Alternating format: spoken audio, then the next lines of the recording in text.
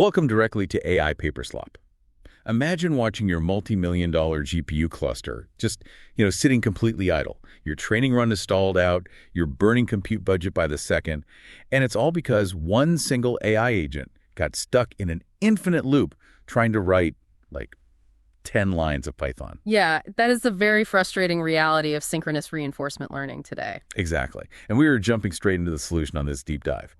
Today's target is a February 2026 paper from Tsinghua University and ZAI, and it's titled Single-rollout Asynchronous Optimization for Agentic Reinforcement Learning. So here's the 30-second download. The core problem is that standard synchronous RL pipelines, like the GRPO setups, literally everyone is using right now, they waste massive compute on agentic tasks. Right, because the cluster just idles, Yeah. waiting for these long, straggler rollouts to finish. Exactly. So the authors propose SAO, or Single-rollout Asynchronous Optimization. It allows continuous asynchronous training without the model collapsing from off-policy lag. And they pull this off by ditching group-wise sampling for a single rollout. They use a pretty brutal token-level clipping strategy called DIS. They freeze the attention layers in the value model, and they introduce this really clever skip observation GAE. The result is a system that stably trains for over 1,000 steps without collapsing. I mean, it dominates benchmarks like SWE-Bench Verified and AIME2025. And it isn't just theory. They successfully deployed this to train the massive 750 billion parameter GLM 5.2 model. So let's unpack the architecture. Yeah, to really grasp the magnitude of what SAO accomplishes, you have to look at the mechanical bottleneck that's strangling modern RLHF pipelines right now. Right. If you are an ML engineer scaling a frontier model today, your reinforcement learning pipeline is almost certainly synchronous and batch interleaved, meaning your policy model generates a batch of rollouts. And once that happens, generation just stops. Exactly, generation stops. The optimization step only begins when that entire batch is fully completed. Which, feels perfectly fine if you're training a model to write haikus, right? Where every rollout takes roughly the same amount of time. Sure. But when you shift to agentic and coding workloads, rollout lengths vary wildly. You give the model a prompt to solve a math problem. On one attempt, it gets the right answer in 20 tokens. And on another attempt, it hallucinates. Yeah, it gets stuck in a reasoning loop Yeah. and generates 10,000 tokens before finally failing. And in a synchronous system, your entire massive GPU cluster is held hostage by that 10,000 token failure. The training engine literally cannot update the weights until that one straggler finishes. It's a catastrophic waste of utilization. It really is. So the logical fix from a pure infrastructure perspective is asynchronous RL. You just decouple generation from training. Okay, so how does that look in practice? Well, the rollout engines continuously generate trajectories and throw them into a replay buffer. Then the training engines continuously pull from that buffer and update the model. You keep GPU utilization pinned at 100%. Which makes complete sense. To put it in perspective for you, it's like a restaurant kitchen. Yeah. You don't refuse to fire the main courses for a table just because one person is eating their soup slowly. Right. That would be terrible service. Exactly. You send the tickets to the kitchen immediately as they are ordered, so your chefs are always cooking. Yeah. But here's the trap. In an asynchronous RL pipeline, the kitchen suddenly gets confused about which recipe book they're supposed to be using. Yeah, that's a great way to put it. By the time that 10,000 token trajectory finally finishes generating and reaches the training engine has already updated the core model multiple times based on hundreds of shorter trajectories. And that phenomenon right there is known as policy lag. It is the absolute bane of asynchronous RL. Because the trajectory you were trying to train on was generated by an older, outdated version of the model. Exactly. You are calculating gradients based on a behavioral policy that no longer exists. This creates massive off-policy drift, and in practice, it just leads to rapid training instability. The policy just collapses. And you can't just slap a popular group-wise method like GRPO onto this asynchronous setup to fix it. No, you really can't. Which is a shame because everyone loves GRPO right now. It bypasses the need for a separate value model entirely by sampling a group of responses for a single prompt and scoring them relative to each other. But GRPO is fundamentally incompatible with asynchronous efficiency. Think about it. If you need a group of 8 rollouts to calculate your relative advantage, you still have to wait for the slowest rollout in that specific group of 8 to finish before you can update the policy. Oh, wow. So you just recreate the exact synchronous bottleneck you were trying to escape. Exactly. Furthermore, in complex agentic settings like navigating a live terminal, the environment often only gives you a single trajectory feedback per prompt anyway. You don't have the luxury of generating 8 parallel universes to see which one works best. So the authors build SAO around a single rollout architecture. But the first massive hurdle they have to clear is surviving that chaotic policy lag without the model just crashing. And it does crash if you aren't careful. Looking at the training dynamics in the paper, vanilla GRPO deployed in this asynchronous setup crashes hard at about 160 steps. The KL divergence explodes, and the model is ruined. So to understand how SAO survives where GRPO fails, let's consider how standard proximal policy optimization PPO handles off-policy data. Right, standard PPO uses importance sampling. It tracks the probability ratio between the current active policy and the old policy that generated the data. But in a fully asynchronous setup, tracking the exact old policy that generated a specific rollout is, well, it's a computational nightmare. It is. If you are updating the model continuously, you would have to keep a massive rolling history of model checkpoints in your VRAM just to calculate that ratio. And if you're deploying this on a 750 billion parameter model like GLM 5.2, yeah, good luck. right, storing a rolling history of old checkpoints in memory is physically impossible. You barely have room for the active weights in the optimizer states as it is. So SAO introduces a mechanism called DUS. That stands for Direct Double-Sided Importance Sampling. They bypass the historical memory problem entirely by dropping the inaccurate old policy from the equation. Wait, they just drop it? Yeah. Instead, they use the log probabilities straight from the rollout engine, captured at the exact moment the trajectory was generated. They pass those saved rollout log probabilities directly into the training engine to act as the behavior proxy. I mean, that is highly simplified estimation. Huh. You're taking a snapshot of the model's brain at the moment of generation and using it to govern the training updates of a model that has since evolved. It is an estimation, which is why it has to be paired with a very aggressive clipping strategy to prevent the model from updating too drastically on stale data. Right. They implement a strict double-sided token-level masking strategy. Let's visualize the math here for a second. They define a very narrow trust region for the probability ratio. Set between 1 minus epsilon and 1 plus epsilon. Exactly. This physical space represents the allowable deviation between the old rollout policy and the new training policy. If a token's probability ratio falls outside that strict boundary, standard PPO would normally just clip the advantage and still use it. But SAO is much more brutal. Yeah, they completely mask that token from the gradient computation. They just zero it out. Yep. If the token is too off policy, the gradient is multiplied by 0, and the model learns literally nothing from it.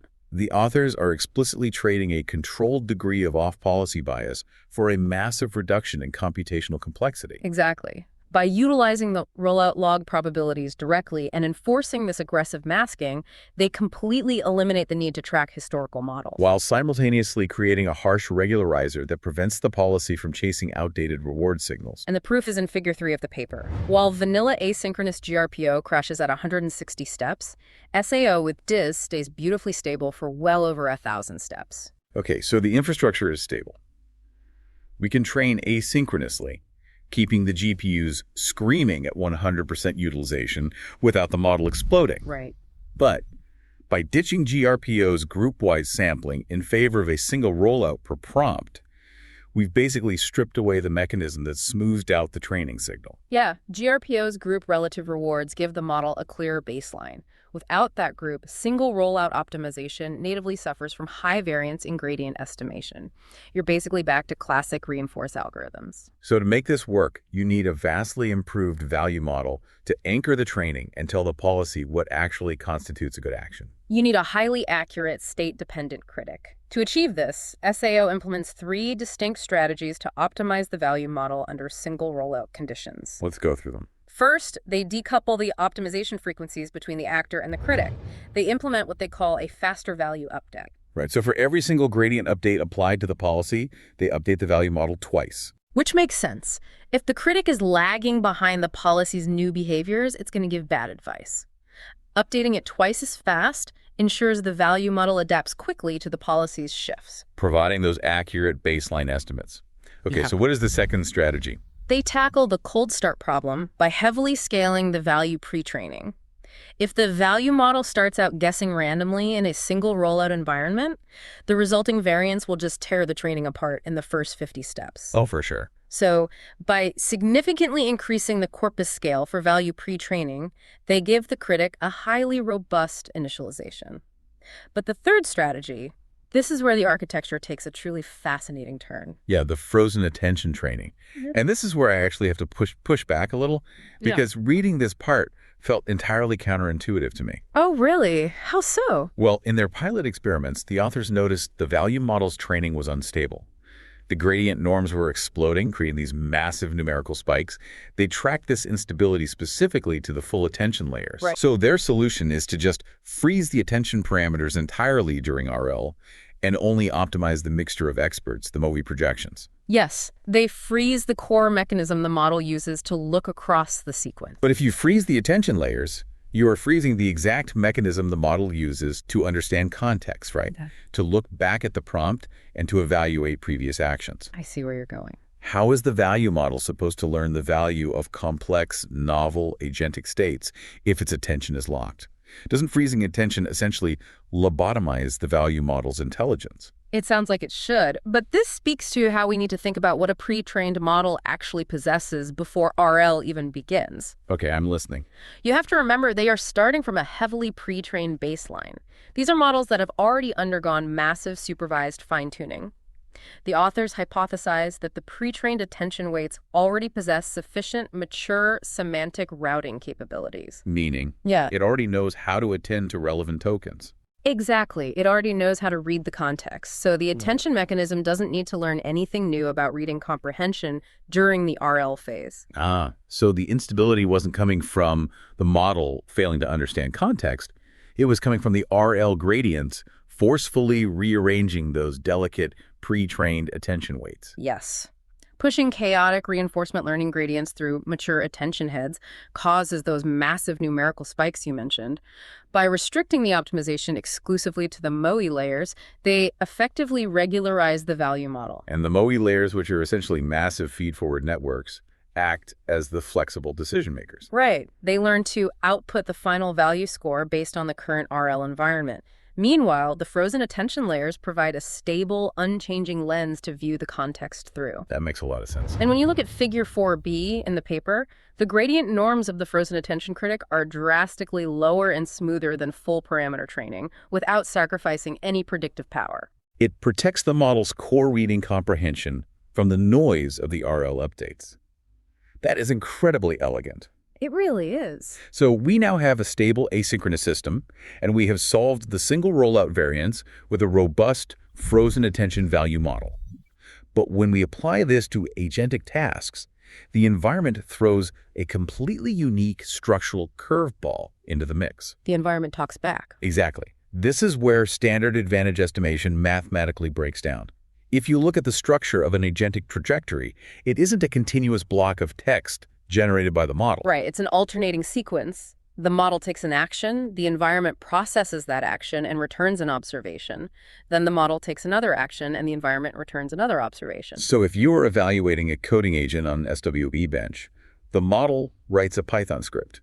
That's the action. It runs the script and the terminal spits back a massive traceback error. Which is the observation. Right. And the model didn't generate that error message, the environment did. Now, Standard Generalized Advantage Estimation, or GAE, attempts to calculate the value difference between adjacent tokens.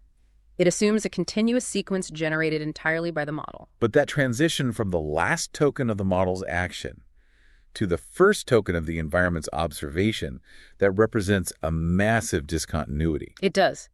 If you ask the value model to predict the value of that external terminal error, and you calculate a temporal difference advantage across that boundary, you inject a massive amount of noise into your training signal. You are basically punishing or rewarding the model for the environment's stochasticity, which is wildly unfair to the model. Yeah. It's like evaluating a chess grandmaster strictly on their own moves, which makes logical sense. But standard GAE is essentially penalizing the grandmaster's internal score based on the unpredictable, chaotic board state the opponent creates in between turns. That's a great analogy. So skip observation GAE, which the authors propose here, basically says ignore the opponent's noise. Just link your brilliant move directly to your next brilliant move. And the math behind skip observation GAE does exactly that. They alter the Bellman target to explicitly bypass the environment feedback tokens. Instead of calculating the temporal difference residual between adjacent tokens, they calculate it directly from the end of one action to the start of the next action. It forces the advantage estimation to rely purely on the model's outputs. Completely. It filters out the randomness of the environment's observation, providing a clean, high-fidelity signal of how the model's actions actually lead to long-term rewards. I noticed in the appendix they actually tried a different, seemingly simpler way to solve this. They tried step-level GAE. Oh, right. Where they just averaged the value of a whole conversation turn, or just took the value of the final token in a turn to represent the whole step. But it failed compared to token-level skip observation. Yeah. Why does step-level aggregation fail so badly? Well, it comes down to the granularity of the supervision signal. If you aggregate the value to a step level, you lose the high-resolution feedback that token-level GAE provides. Okay, make that real for me. Sure. In complex reasoning trajectories like solving a multi-step math equation or navigating a file system, the logical transitions happen token by token. Token-level training, even with the skipped observations, provides a much finer-grained signal for both the critic and the policy to capture those micrological steps. Ah, I see. So a step-level reward just tells the model, hey, that block of code was good. Exactly. While token level tells the model that specific variable assignment inside the loop was the breakthrough. Okay, that makes perfect sense. So we have the complete SAO architecture. It is a single rollout asynchronous engine. It survives policy lag via disk clipping. It minimizes variance with a k=2 frozen attention value model. And it navigates interactive environments cleanly using skip observation GAE. Right. The theory is airtight, but the real test is how these architectural changes actually perform when deployed on brutal benchmarks. And the benchmark results absolutely validate the entire theoretical framework. They used the Quen 330B A3B thinking model as their baseline. They evaluated it on SWE-Bench Verified. Which is an incredibly difficult software engineering benchmark, where the model is given a real GitHub issue and has to navigate the repository, find the bug, and write the patch. And SAO crushed the synchronous GRPO baseline, scoring 29.8%, compared to GRPO's 27.0%. I mean, if you've ever watched a model attempt SWE-Bench, you know exactly why that asynchronous advantage matters. A model might spend thousands of tokens just grepping through irrelevant files before it even attempts a patch. Yep. Synchronous GRPO forces the entire cluster to wait for that search to finish. But SAO just keeps training on the successful patches rolling in from other agents. Exactly. And on AIME2025, which is a highly complex math reasoning benchmark, SAO hit an astonishing 97.3% accuracy. Wow. Whereas GRPO stalled out at 84.2%. A 13% jump on a reasoning benchmark of that caliber shows that SAO isn't just slightly more efficient in terms of wall clock time. Right. It is fundamentally unlocking higher performance ceilings because it can train longer, deeper, and more stably without collapsing. But, you know, the experiment that really showcases why single rollout is the future over group-wise methods was their simulated online learning environment. Oh, this part was wild. Yeah, because in a real-world online learning scenario, the model is interacting directly with users. You don't have the luxury of generating 8 different responses to a single user prompt, seeing which one they prefer, and updating the model. Right. You get one prompt, you generate one trajectory, and you get one feedback signal.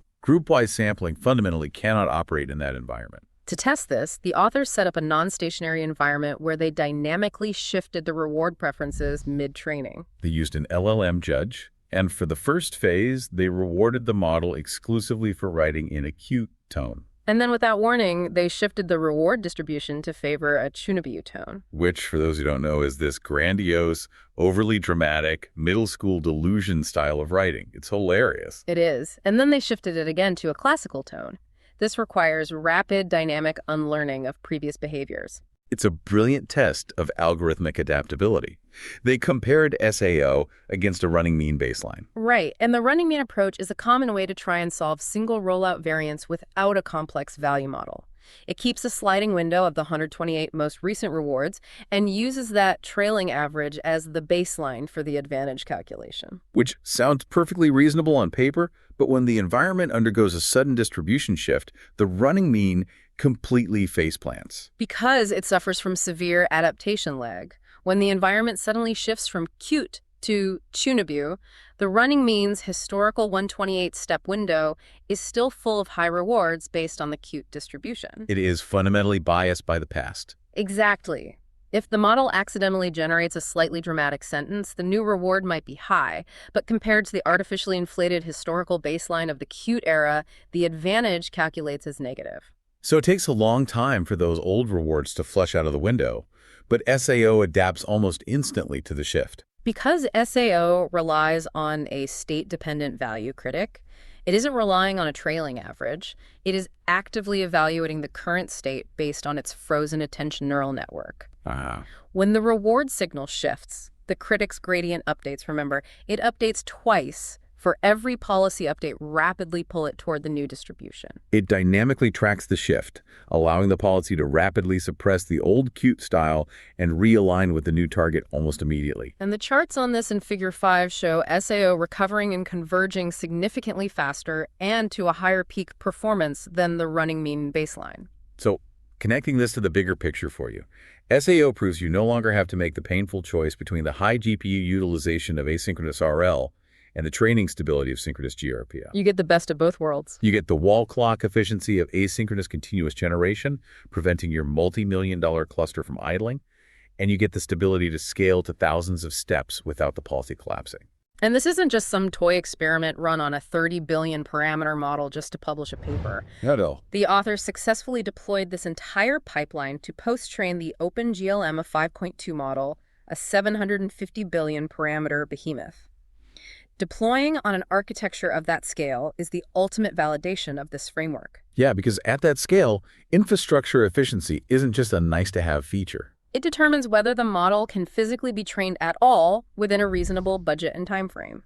By eliminating the synchronous barrier and solving the Straggler problem, SIO represents a major leap forward in how the industry will post-train the next generation of frontier models. It really feels like a critical piece of the RLHF puzzle falling into place.